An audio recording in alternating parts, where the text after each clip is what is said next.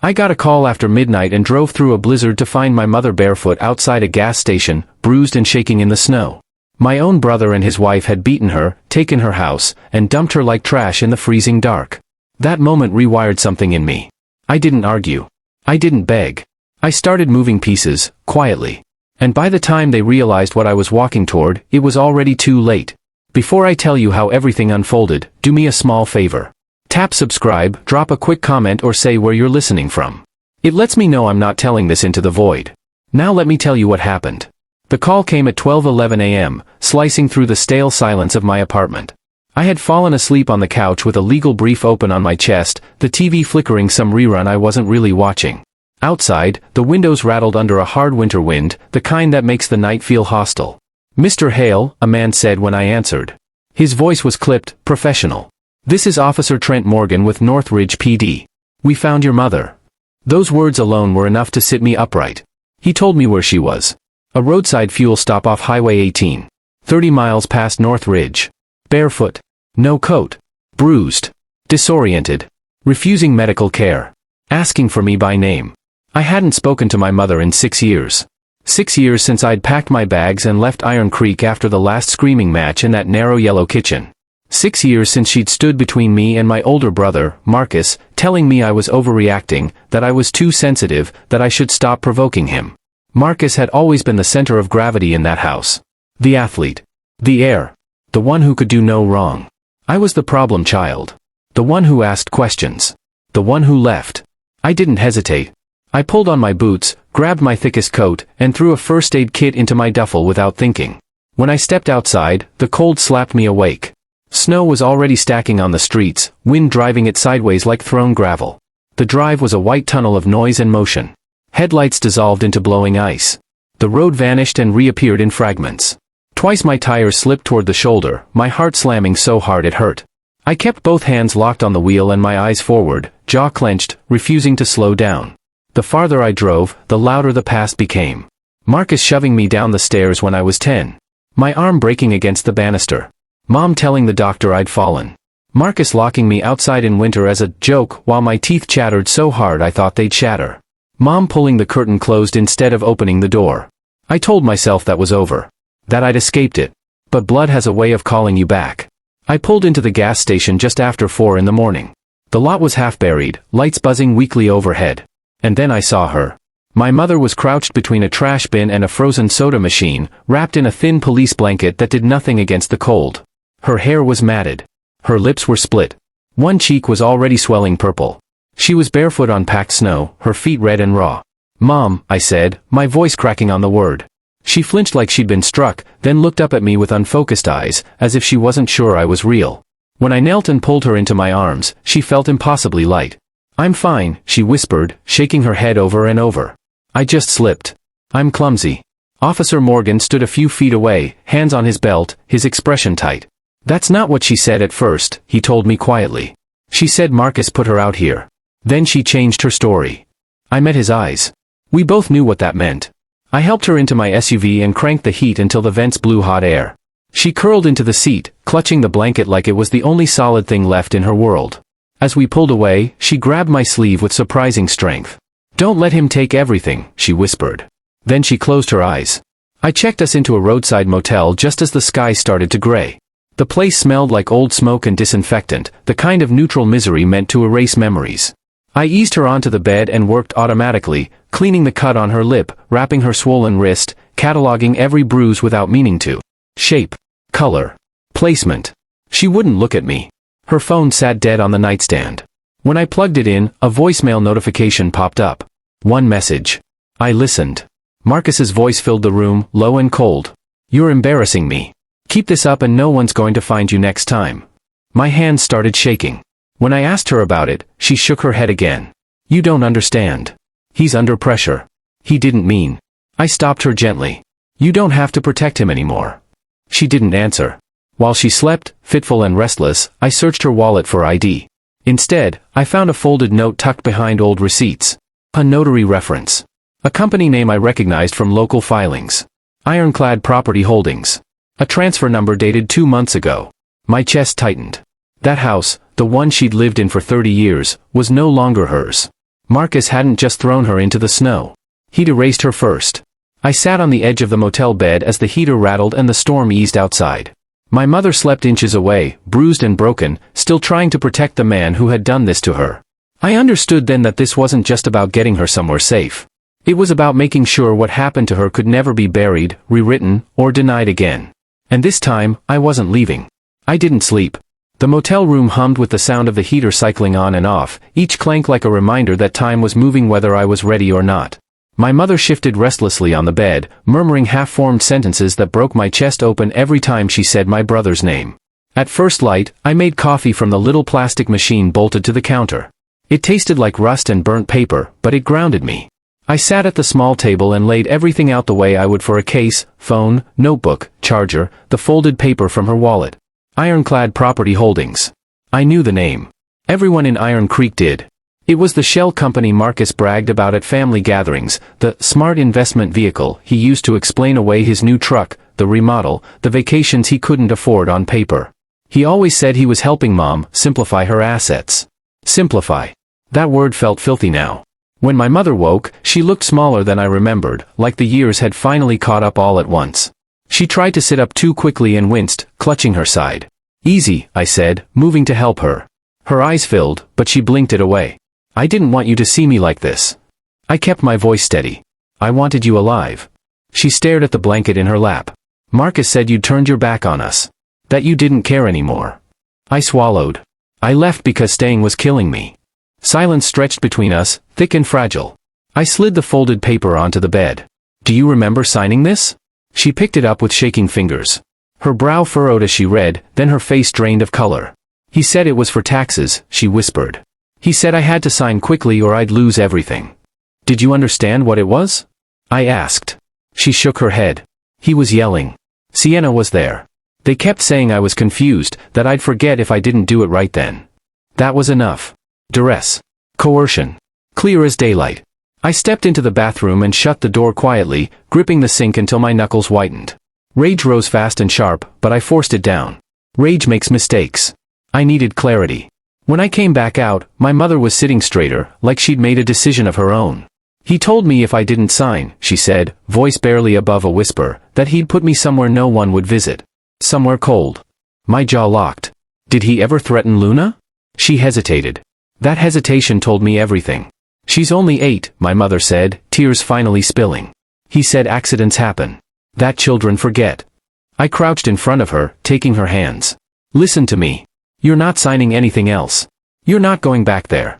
And he's not touching her again. I promise." Promises are dangerous things. But this one felt carved into bone. By mid-morning, I'd made calls. A doctor I trusted. A social worker named Aaron Cole who'd helped on elder abuse cases before. An emergency housing coordinator. I didn't explain everything yet. I didn't need to. The bruises would speak. While my mother showered, I backed up everything, photos, voicemails, documents, to 3 places. Cloud. External drive. Encrypted folder. I'd learned the hard way that evidence has a way of disappearing when people get scared. We left the motel just after noon. I didn't tell her where we were going at first. I just drove, following the familiar roads back toward Iron Creek. Her hands twisted in her lap the whole way. When the house came into view, she gasped. "Please don't make me go in." "I won't," I said. "I am." I parked across the street and stepped out alone. The house looked the same from the outside, fresh paint, tidy lawn, cheerful wreath on the door. The kind of place neighbors point to as proof everything's fine. Inside, the air smelled aggressively clean. Bleach. Citrus. Something meant to erase. Marcus's trophies lined the walls. Photos of him shaking hands, cutting ribbons, smiling beside Sienna and Luna. I walked slowly, documenting everything. Then I noticed it, the absence. Me. In one frame, the edge of an old photo was jagged, like it had been cut with scissors. I leaned closer. It was Easter, years ago. I remembered that day. I'd been standing right there. Erased. In the kitchen drawer, beneath takeout menus, I found more paperwork. Copies of deeds. Power of attorney forms. All signed by my mother. All recent. Then I saw it. A small camera disguised as a baby monitor, angled toward the counter. My stomach dropped. I pulled the memory card and slid it into my laptop. The video loaded slowly, then played. Marcus's voice. Raised. My mother backing away. His hand flashing across the screen. her body crumpling. I felt ice spread through my veins. Behind him, Sienna crossed the frame, adjusted the camera, and walked out. I didn't stay another second. I backed everything up, sent copies to myself, to Aaron, to a secure legal contact. Outside, my phone buzzed. Marcus. I didn't answer. That night, at the motel, my mother watched the footage. She covered her mouth, shaking, but she didn't look away this time. I thought if I stayed quiet, she said, he'd stop. He didn't, I said gently. And he won't. She nodded. What do we do? I opened my notebook. We make sure he can't rewrite this. The next morning, the courthouse doors opened under a pale sky. Reporters were already there, someone had tipped them off. I didn't care. Inside, I laid out the evidence piece by piece. The footage. The voicemails. The transfers. The threats. Marcus sat across the room, jaw tight, eyes burning holes into me. When my mother stood to speak, the room went silent. I believed pain was love, she said, voice shaking but clear. I was wrong. That was the moment everything shifted. By the time the judge finished speaking, the air felt lighter. Temporary guardianship. Protective orders. An investigation into Ironclad. Marcus stared at me like he'd never really seen me before. For the first time in our lives, he couldn't push me down and pretend it was an accident. And as the gavel came down, I knew one thing with certainty. This wasn't over. But it was finally moving in the right direction. The courthouse emptied in waves, voices bouncing off marble and glass, but I stayed seated long after the judge left. My mother sat beside me, shoulders slumped, staring at her hands like she was still afraid they'd be taken away. For years, she had learned to fold herself smaller. Today cracked that habit, but cracks take time to widen.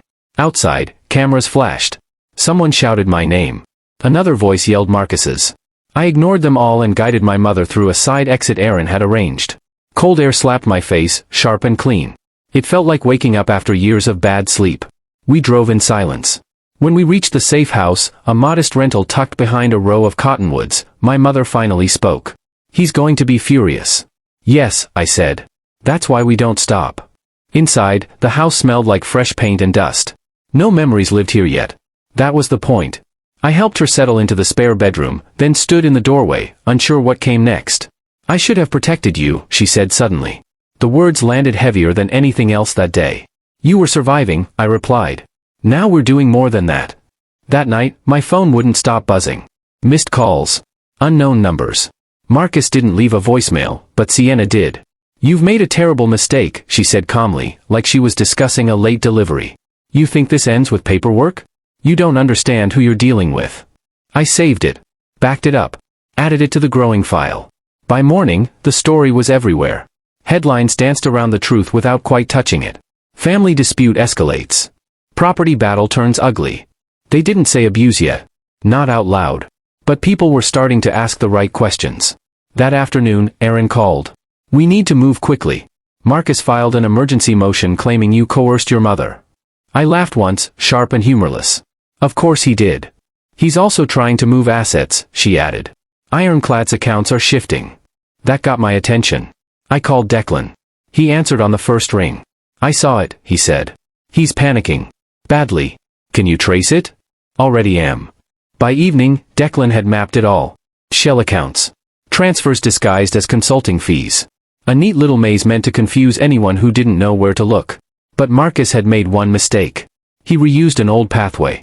One I recognized from years ago, back when he'd bragged about being untouchable. Declan sent me the files. I forwarded them to Aaron and the district attorney's office. This wasn't just family business anymore.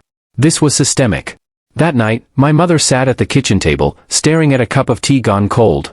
He's my son, she said softly. How did it come to this? Because no one stopped him, I said. Until now.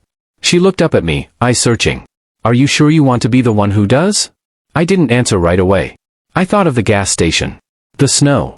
Her bare feet on frozen concrete. Yes, I said. I'm sure. 2 days later, Luna disappeared from school. The call came just after lunch.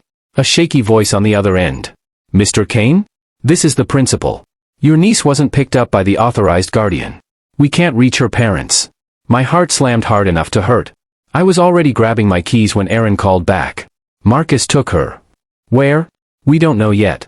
We found out an hour later. Marcus had driven her to the old lake house. The one no one used anymore. The one with bad cell service and no close neighbors. I didn't wait for instructions. I drove. The road wound through trees stripped bare by winter, branches clawing at the sky. Every mile stretched tight, my jaw clenched so hard it ached. I called the sheriff. Erin coordinated from her end. But I didn't slow down. When I pulled into the driveway, dusk was settling fast. The house loomed dark, except for one light upstairs. I stepped out slowly, hands visible, phone recording in my pocket. Marcus opened the door like he'd been expecting me. "You always were dramatic," he said, smiling thinly. "Breaking into courtrooms now? Where's Luna?" I asked. "She's fine," he said. "Inside. Calm. Unlike you. You violated a court order," I said evenly. "And you know it." He leaned closer. "You think a piece of paper scares me?" Behind him, I saw movement. A small shadow at the top of the stairs. "Uncle Alex?" Luna's voice trembled. Marcus turned sharply. "Go back to your room." She didn't. That was his second mistake. Sirens wailed in the distance. Marcus's smile faltered. "You called them?" "I told you," I said. "I'm done staying quiet." He lunged. I barely moved in time. His hand grabbed my coat, yanking hard, but the sound of tires crunching gravel cut through the moment. Red and blue lights splashed across the trees. Marcus froze. Deputies swarmed the porch. Guns stayed holstered, but hands were ready. Luna ran past him, straight into my arms. "I don't want to live here anymore," she sobbed. "You won't," I whispered. They cuffed Marcus on the spot. Sienna arrived 20 minutes later, mascara streaked, shouting accusations that dissolved into silence when she saw the officers escorting her husband out. Inside the house, they found more than we expected. Documents. Hard drives. Names. Other names. People like my mother. The investigation exploded outward. By the end of the week, Ironclad was frozen. Marcus was charged. Sienna wasn't far behind. The headlines changed tone. Elder abuse ring uncovered. Local business leader arrested. Family silence shattered. At the safe house, my mother watched the news without flinching. "I thought I'd feel guilty," she said quietly. "I don't." "You shouldn't," I replied. That night, Luna slept in the guest room, clutching a stuffed bear she'd grabbed on the way out. My mother tucked her in, hands steadier than I'd seen in years. When she came back to the living room, she sat beside me. "I chose wrong before," she said.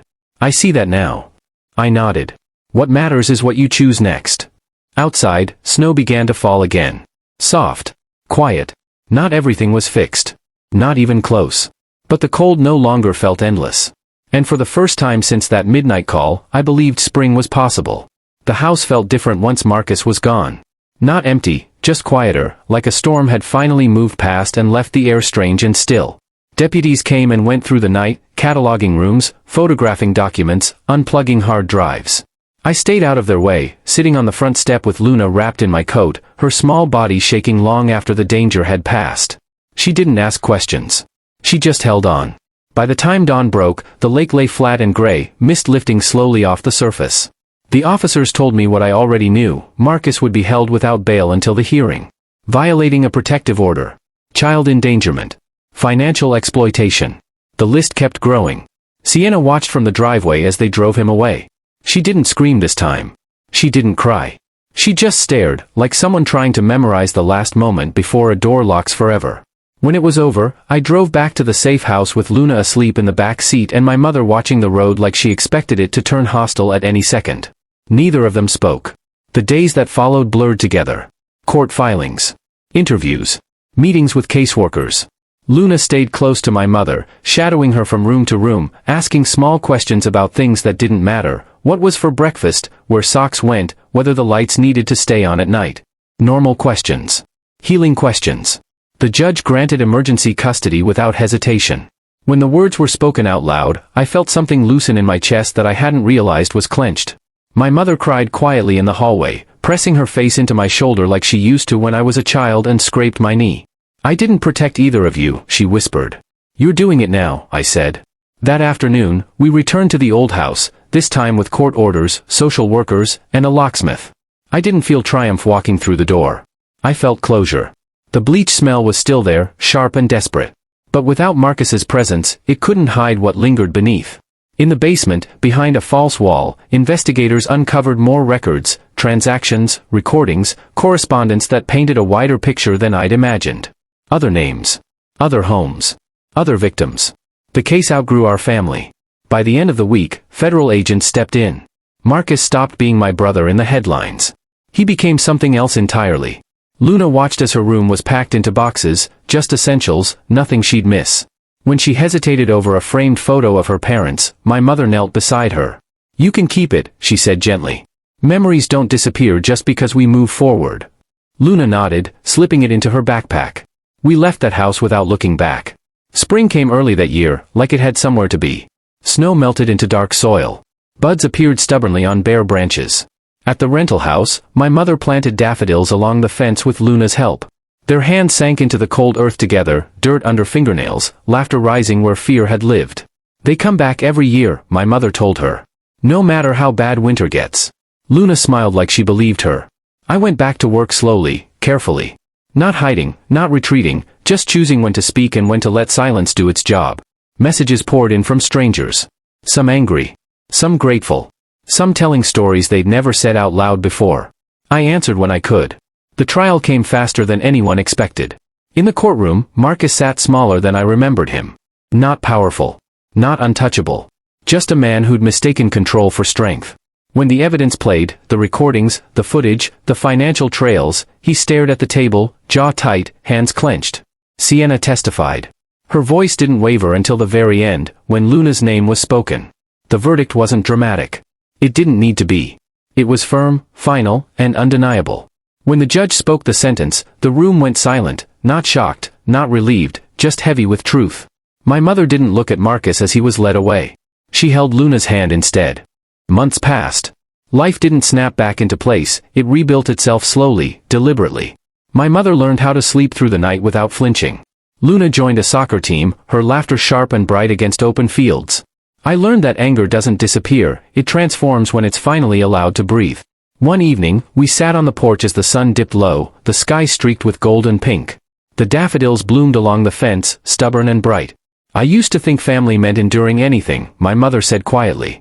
"Now I think it means choosing differently." I nodded. "It does." Luna leaned against me, warm and solid. "Uncle Alex," she said, "are we safe now?" I didn't answer immediately. Then I said the truth. Yes. Not because nothing bad could ever happen again, but because we were no longer silent, no longer alone, no longer pretending. That night, as I stood in the quiet kitchen, I thought back to the gas station, the snow, the bruises, the way my mother had been discarded like she didn't matter. They had tried to erase her. They failed. If you've stayed with me until now, thank you for listening. Truly. If this story reached you in any way, let me know you're here, leave a comment or share where you're watching from. And if you believe stories like this deserve to be heard, consider subscribing. Your support helps voices like mine, and hers, reach someone who might still be standing out in the cold.